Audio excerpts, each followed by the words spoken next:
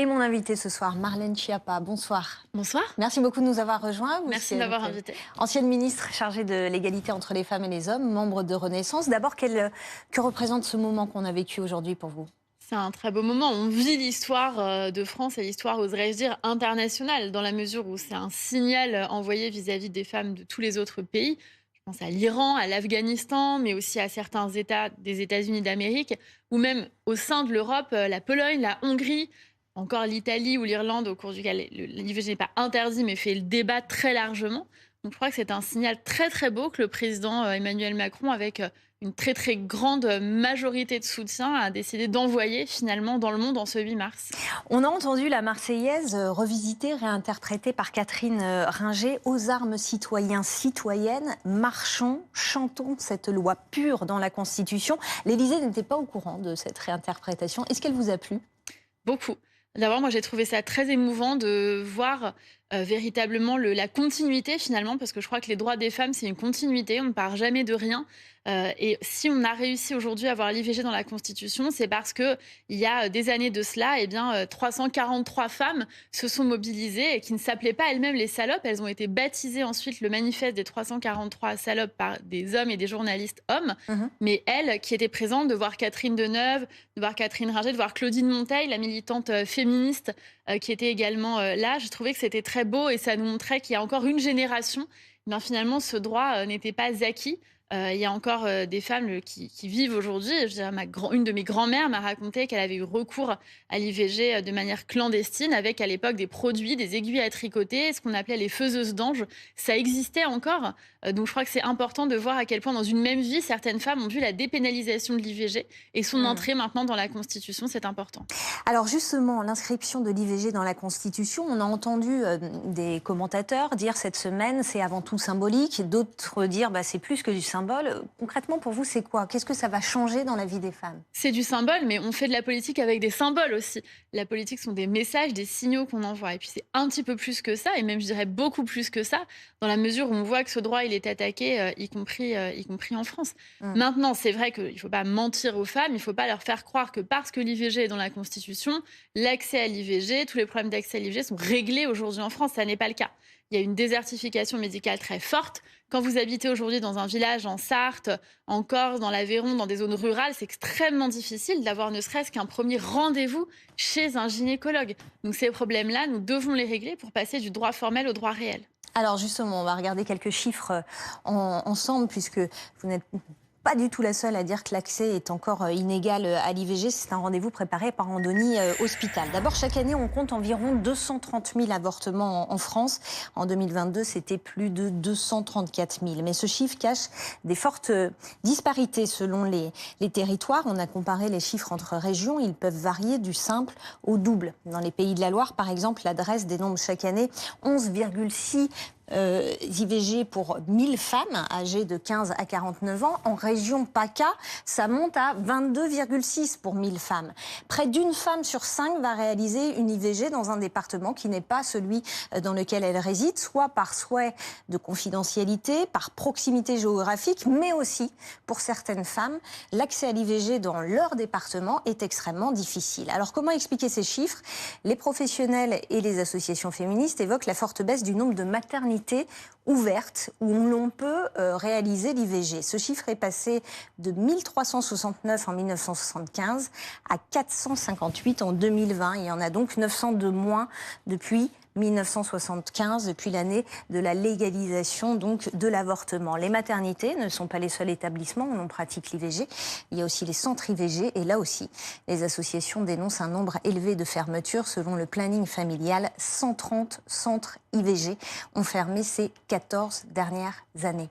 Comment est-ce qu'on améliore l'accès à l'IVG, Marlène Schiappa? Mais je vous remercie d'abord de partager ces chiffres. Ils sont édifiants et ils nous montrent à quel point il y a un sujet d'attractivité des métiers aussi, de la gynécologie, mais aussi du métier de sage-femme qui a été revalorisé, mais qui doit continuer à l'être. Et puis, je dirais que derrière, c'est un programme plus important sur la question des droits sexuels et reproductifs qui doit être mis en place. La loi prévoit, par exemple, qu'il y ait chaque année 3 séances, chaque année scolaire, 3 séances d'éducation dites à la vie affective et sexuelle dans les établissements scolaires pour parler justement aussi de ces sujets. de contraception, de recours à l'IVG. Ça n'est pas toujours le cas. Je disais tout à l'heure à quel point c'est difficile d'avoir accès à un gynécologue. Eh bien, quand dans certains endroits, il n'y a plus de gynécologue parce que ceux qui partent à la retraite ne sont pas remplacés, eh bien, c'est difficile pour les femmes d'avoir accès à la contraception. Enfin, dernier élément, les pharmacies. Vous savez que les pharmacies doivent mettre à disposition des contraceptions d'urgence, qu'on appelle la pilule du lendemain familièrement. Et si elles ne le font pas, elles ont l'obligation d'indiquer la pharmacie la plus proche qui la vend. Mais quand les pharmacies du périmètre ont décidé de ne pas la commercialiser, c'est extrêmement difficile, y compris, vous l'avez dit très justement, pour des raisons de confidentialité. Une adolescente qui a 15 ans, 16 ans, 17 ans et même un peu plus, ne va peut-être pas oser aller chercher son moyen de contraception ou son contraceptif d'urgence à la pharmacie du coin. Je vous propose aussi qu'on écoute Mélanie Vogel, sénatrice écologiste des Français de l'étranger. Elle était l'invitée tout à l'heure de BFM TV et elle évoque certains sites internet. Vous êtes une femme, vous allez sur Internet, vous êtes enceinte et vous voulez avoir accès à l'IVG, vous tapez IVG info et vous pouvez tout à fait, vous avez de grands risques de tomber sur un site qui se fait passer pour un site d'information sur l'IVG, qui est en fait un site de personnes anti-choix qui vont essayer de vous dissuader d'accéder à l'IVG. Et il faut un plan du gouvernement pour lutter contre ce qui est un délit, hein. Ces gens, ce sont des délinquants, ils se rendent coupables de délits d'entrave à l'IVG, c'est puni par la loi. Il faut absolument un plan du gouvernement pour lutter contre ces sites et contre ces fausses informations.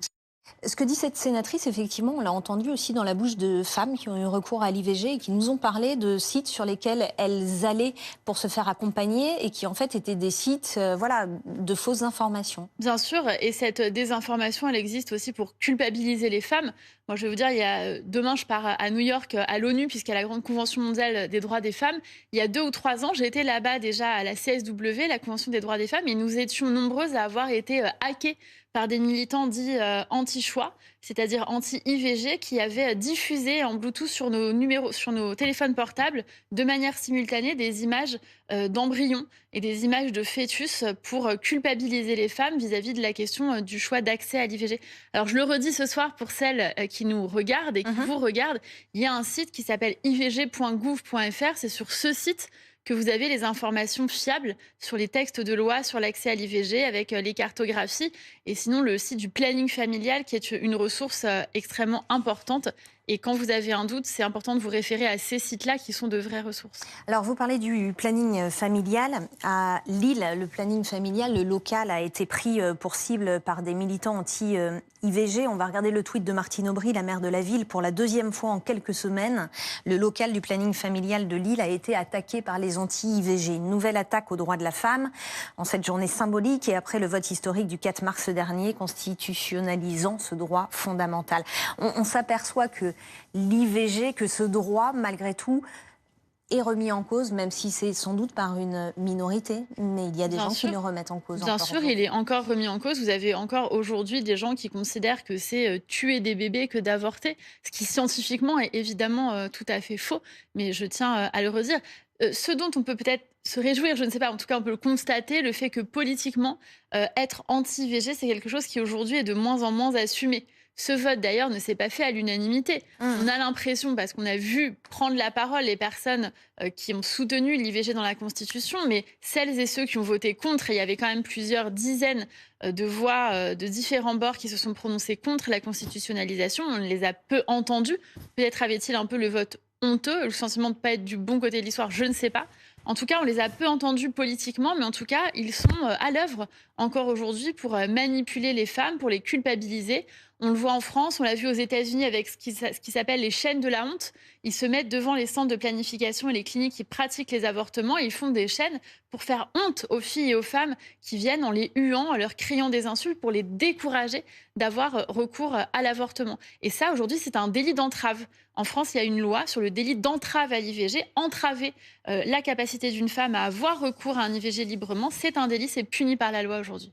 Je vous propose maintenant de parler du harcèlement de rue, de la lutte contre le harcèlement de rue avec cette initiative pour aider les femmes victimes. La Française des Jeux est en train de transformer son réseau de bars, tabac, presse en lieu refuge pour les femmes victimes de harcèlement de rue. Écoutez. Les buralistes, les commerçants, on a tous eu dans notre carrière, on a eu l'occasion d'accueillir, de rassurer des gens qui étaient en situation de détresse. Mais maintenant, il faut reconnaître que le harcèlement de rue est devenu un fléau. il m'est venu normal de faire partie de ce dispositif. On a reçu une formation en e-learning et donc nous, notre rôle, c'est la méthode des 3 R, c'est-à-dire de recueillir la personne, la rassurer et la renseigner. D'abord, Marlène Schiappa, c'est quoi le harcèlement de rue? Dans la vie quotidienne, c'est quoi? Quel type de comportement? Alors, vous savez que j'ai fait voter une loi qui porte mon nom, qui est la loi Schiappa contre le harcèlement de rue en 2018. Et d'ailleurs, je le dis parce que je me réjouis qu'aujourd'hui, il y a une unanimité là pour dénoncer le harcèlement de rue. Ce n'était pas le cas en 2018 quand j'ai proposé cette loi. Le harcèlement de rue, il est donc caractérisé dans la loi. C'est le fait d'entraver la liberté de circuler d'une personne. Dans la loi, ça s'appelle l'outrage sexiste. C'est ainsi qu'il est qualifié. C'est un délit. Il est passible d'amende, mais on peut aussi déposer plainte contre les harcèlements de rue. Les policiers, les gendarmes sont fondés à prendre ces plaintes et ou à mettre des amendes en flagrant délit. Donc c'est extrêmement important. Je rappelle que dans la loi, d'ailleurs, contrairement à ce qu'on entend parfois, il n'y a pas les, je cite, regards appuyés.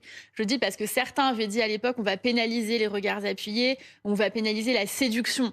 Le harcèlement de rue et la séduction sont 2 choses parfaitement différentes. On sait très bien que quand on est invectivé par un inconnu qui exige d'avoir notre numéro de téléphone ou qui nous crie des insultes, on n'est pas au début d'une comédie romantique. Donc je crois que c'est extrêmement important de quitter l'hypocrisie là-dessus et de condamner véritablement le harcèlement de rue. En tout cas, il est dans la loi aujourd'hui. Et c'était important d'avoir cette limite, cet interdit, de dire que la République ne tolère pas qu'on entrave la liberté des femmes à circuler dans l'espace public. Un mot pour avoir votre point de vue sur cette initiative, parce que Women for Women France a communiqué en disant les bars, tabac, c'est pas des bons lieux pour accueillir des femmes, parce qu'il y a de l'alcool, parce qu'il y a beaucoup d'hommes, et que finalement ça favorise des conditions dans lesquelles elles peuvent ne pas être en sécurité. Qu'en pensez-vous? Moi, je prends toutes les bonnes volontés. Et si on a aujourd'hui des buralistes, qui est une profession majoritairement très masculine, qui est formée contre les violences sexistes et sexuelles, qui se mobilise et qui a envie d'être alliée de la protection des femmes, eh ben moi, je prends cette bonne volonté. Alors après, évidemment, il faut avoir des garanties. Donc j'imagine que la Française des Jeux, avec YouMay, l'application de lutte contre le harcèlement de rue, qui a fait ce partenariat, qui en est à l'initiative, a travaillé là-dessus. Quand j'étais au gouvernement, j'avais mis en place le plan Angela, inspiré d'étudiantes américaines qui, quand elles sont dans un bar, disent au barman « Je cherche Angela ». Et c'est un mot de code qui signifie « je suis en danger et j'ai besoin d'être protégée parce que je suis suivie ou parce que le rendez-vous que j'ai tourne mal et j'ai besoin d'aide ». Ça s'est appelé Call Angela aux États-Unis et chez nous, c'est le plan Angela, appelé Angela. Donc là, voilà, le fait d'avoir des lieux sûrs, des safe places, comme on dit, je pense que c'est extrêmement positif. Il y a des magasins, d'ailleurs, on avait lancé un programme avec les magasins Monoprix qui s'étaient portés aussi candidats pour être des lieux sûrs sur ce sujet. Donc je pense que c'est une très bonne intention. Et après, évidemment, il faut qu'il y ait la formation qui suive derrière pour que ce lieu sûr le soit vraiment. Eh ben, on posera la question à la fondatrice de YouMay tout à l'heure. Merci Pauline. beaucoup. Merci à vous, Marlène Schiappa. Bonne soirée à vous.